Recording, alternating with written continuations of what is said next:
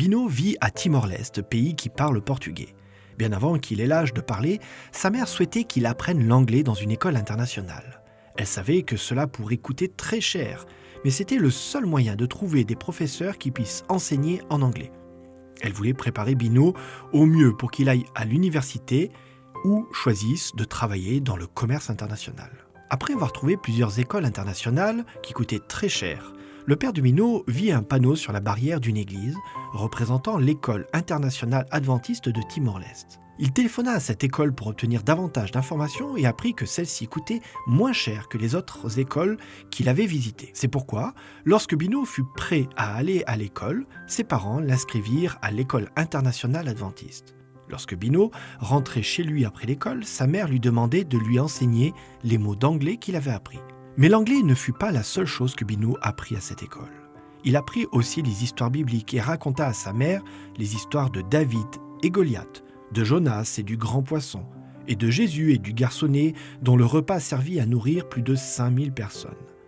Maman aimait beaucoup entendre son petit garçon lui raconter des histoires bibliques. Les parents de Bino commencèrent à lire la Bible. Ils avaient parfois des questions sur ce qu'ils lisaient. C'est pourquoi ils demandèrent l'aide du pasteur de l'église adventiste. Le jour vint où les parents de Bino demandèrent à se joindre à l'église adventiste. Aujourd'hui, Bino et ses parents vont ensemble à l'église. Son papa et sa maman y travaillent comme concierges. Grâce à l'école adventiste, toute cette famille parle maintenant anglais. Mais plus important encore, ils aiment Jésus de tout leur cœur. L'école de Bino est en pleine croissance. De nombreux enfants désirent fréquenter cette école, mais habitent trop loin d'elle.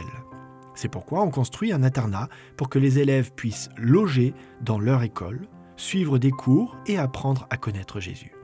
Une partie de nos offrandes de promesses a contribué à favoriser la croissance de cette école et à apporter l'amour de Jésus à de nombreuses personnes sur l'île de Timor-Leste.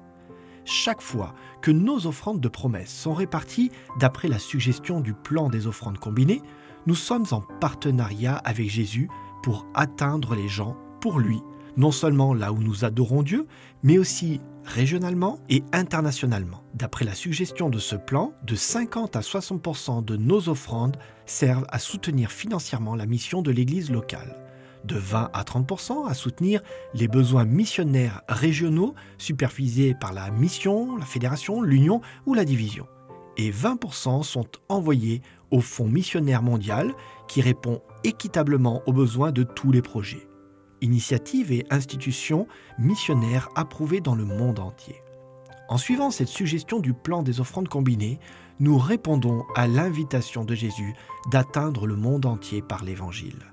Puissions-nous mettre nos désirs à la dernière place et Dieu à la première.